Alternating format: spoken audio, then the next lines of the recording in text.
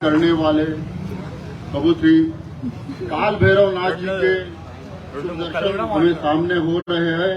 अतः श्री काल भैरव नाथ की यानी आने वाले चुनाव में सभी अनिष्ट दूर करने के लिए काल भैरव नाथ जी हमारे साथ रहेंगे। वैसे ही भगवान श्री राम जी, जय श्री राम।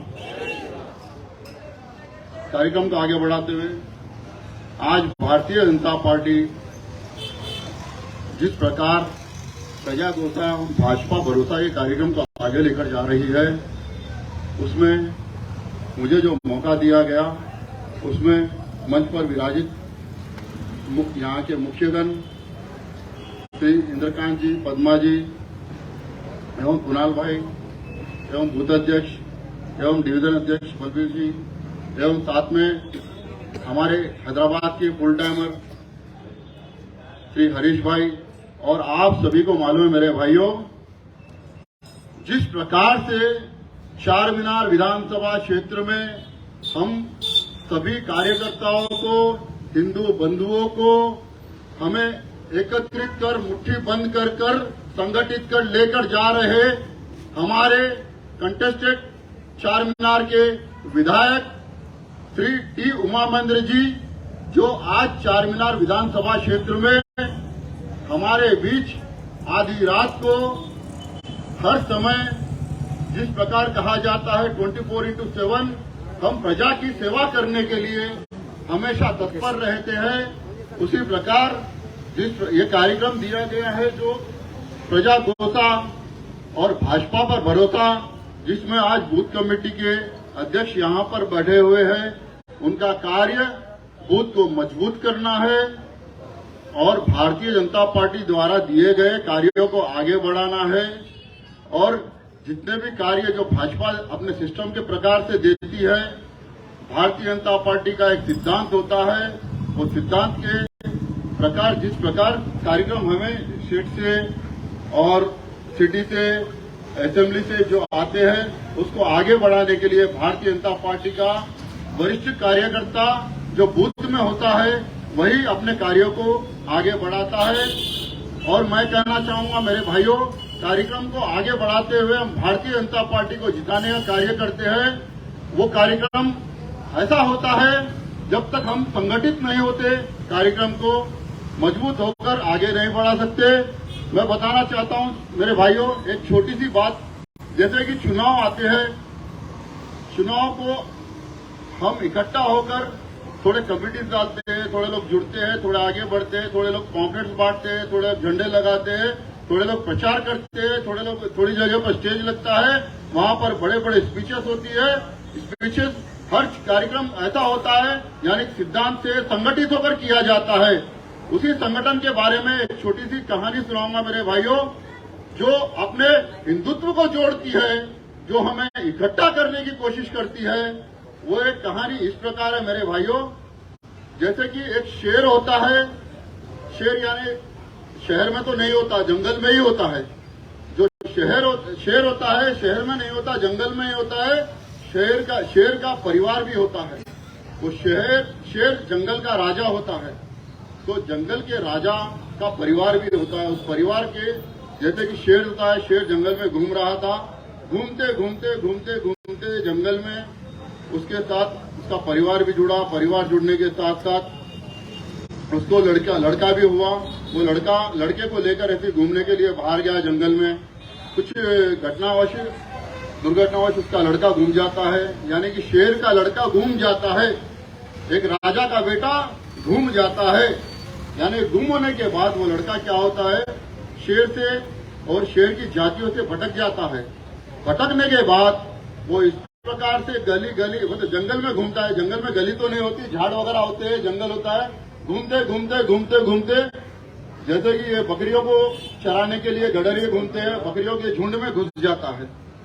यानी कि शेर का बच्चा बकरियों के झुंड में घुस जाता है। वो अपनी शेरियत को भूल जाता है। वो घूमते जब शेर बकरियों जैसा हो जाता है, उसका शरीर की आकृति देखे तो शेर जैसी और उसका आवाज देखे तो बकरी के मिमियाने जैसी। तो इसी प्रकार वो घूमते थोड़े बच्चों में रहते बकरियों के साथ बड़ा हो जाता है। उसकी आदत शेरों की छूट जाती है और वो बड़ा हो जाता है। कुछ दिनों बाद जो उसका पिताजी शेर होता है उसे बेटा दिख जाता है। वो अपने खून को पहचान भी जाता है, यानी कि शेर अपने खून को जंगल में उन बकरियों के झुंड में पहचान जाता है। वो शेर क्या करता है, उसके बेटे के पास जाता है, उसे कहता है, बेटा तू मेरा खून है, तू मेरा है, सिंह की जाति का है, तू राजा है, तू मेरे साथ चल, इन बकरियों में मत रहे। ये तुझे मैं देख रहा हूं, ये तुझे सर से मार रही है, तू गिर रहा है, ये तुझे लात मार रही है, तू गिर रहा है, ये तेरे पीछे भाग कर आ रही है, तू भाग रहा है।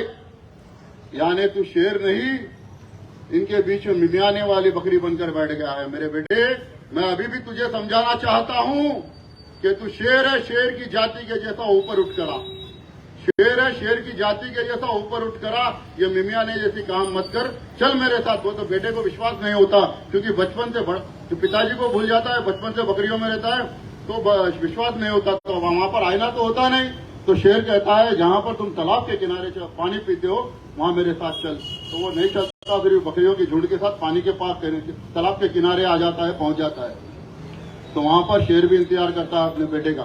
फिर भी उसे शेर अपने बेटे को कहता है, देख बेटा, इसमें झांक कर देख, ये क्या दिख रहा है। तो वो डर जाता है। वो तो सिर्फ पानी पीने आता था उसमें, क्योंकि उसके पिताजी यानी कि शेर के जैसी आकृति वाला दिख जाता है।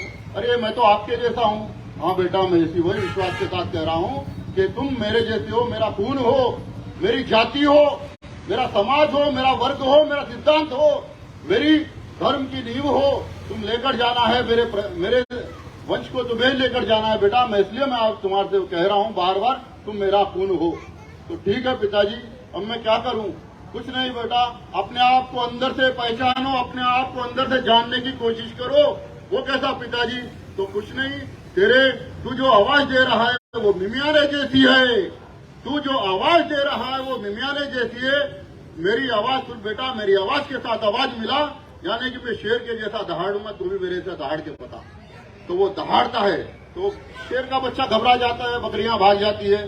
तो बच्चा भी क्या करता है, बकरियों के साथ भाग जाता है।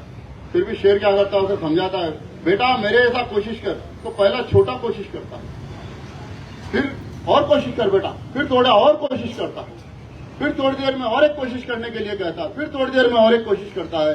तो वो कोशिश इस तरह बदल जाती है, जब शेर का बच्चा जब गुर्रा कर जमीन, इतना जोश आ जाता है गुर्राने में, मेरी आवाज पूरे जंगल में गूंज रही है, मेरा आवाज से सभी लोग घबरा रहे हैं, चिड़िया और कई जानवर भाग रहे हैं। यानी कि मैं जो जाति का था, जो धर्म का था, आज मुझे अपने आप में गर्व हो रहा है। मेरे पिताजी, मुझे आवाज में मजा आ रहा है।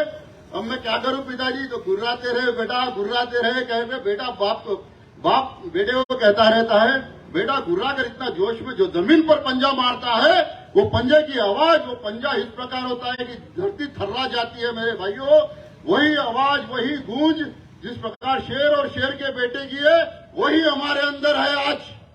वही शेर का बेटा, वही खून, वही राजा, यानी कि हिंदुस्तान पर हम राज करने के लिए आए हैं। मेरे भाइयों, हम हिंदू एक है, हिंदू संगठन एक है, हिंदू संगठित है, हिंदुओं का सब वंश एक है, सब खून एक है। मेरे भाइयों, आज मैं कहना चाहूंगा मेरे भाइयों, हम ये चीज को भूल चुके, इसलिए मैंने छोटी सी कहानी, वो तो सभी को याद है, सभी संगठित बैठे हुए यहाँ पर। कुछ लोगों को याद नहीं होगा, तो मेरी बातों से कुछ याद करने की मैं उनसे प्रार्थना भी करूंगा। मेरे भाइयों, आगे कुछ कहना चाहता हूं मेरे भाइयों, अगर आपको ये समझ में आई ना मेरे भाइयों, यानी कि शेर का बेटा, यानी कि हम हिंदुत्व, हमारा हिंदू का खून शेर और शेर का बेटा, हम राज करने के लिए। मेरे भाइयों, हम किसी से, भारतीय जनता पार्टी भी वही शेर है जो हमें जगाती है। हम जाग कर हिंदुस्तान में हमारा हिंदुत्व एक करना है, हिंदुत्व के धांधी चलना है, हिंदुत्व को लेकर चलना है मेरे भाइयों।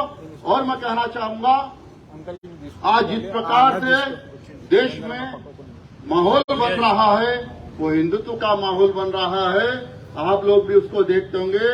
और भारतीय जनता पार्टी सिर्फ हिंदुत्व को लेकर नहीं चल रही, सिर्फ सभी जनता को लेकर चल रही है, सबका साथ ले रही है, सबका विकास कर रही है।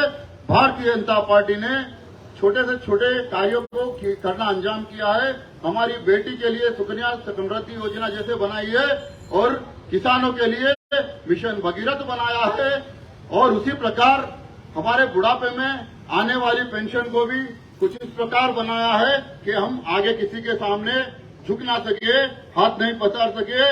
उसी प्रकार मेरे भाइयों, हमें मेडिकल के लिए 5 लाख तक का भारतीय जनता पार्टी केंद्र की स्कीम द्वारा स्थापित यहाँ पर तेलंगाना में उस आयुष्मान भारत स्कीम पर इम्प्लीमेंट नहीं हो रहा है। वो 5 लाख की स्कीम हम गरीबों के लिए है मेरे भाइयों।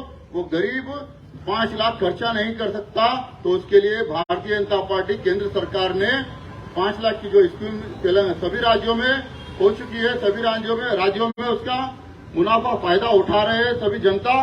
पर यहाँ पर तेलंगाना में ये सरकार इम्प्लीमेंट नहीं होने दे रही है।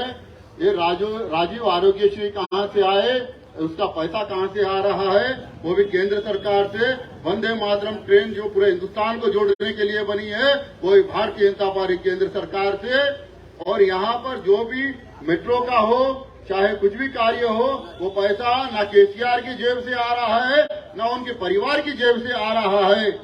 ये पैसा आ रहा है वो तो सिर्फ केंद्र सरकार से आ रहा है। केंद्र ही उस पैसे को अपने बजट के नाम पर तेलंगाना राज्य को दे रही है। यह राज्य के तेलंगाना के जो फैमिली का इमोशनल सीन चलता हुआ हम देख रहे हैं। एक ही कार है, उसमें 4 लोग बैठे हुए हैं। स्टीयरिंग किसी के हाथ में नहीं है। स्टीयरिंग चंदन गुट्टे का एमएलए अकबरुद्दीन अवीदी कहता है कि मेरे हाथ में। असेंबली में आप लोगों ने सुना होगा मेरे भाइयों, सुना है ना। यानी कि वो खुद तो गाड़ी चलाता नहीं, ये कहता है अपने आप को। तेलंगाना में उसकी स्टीयरिंग कोई और चला रहा है बोलकर उस पर अपनी छाती पीट कर असेंबली में कहता है, उसके लिए उसको आवाज नहीं आती। और एक बात बताऊंगा मेरे भाइयों, तेलंगाना के बारे में छोटी सी बात।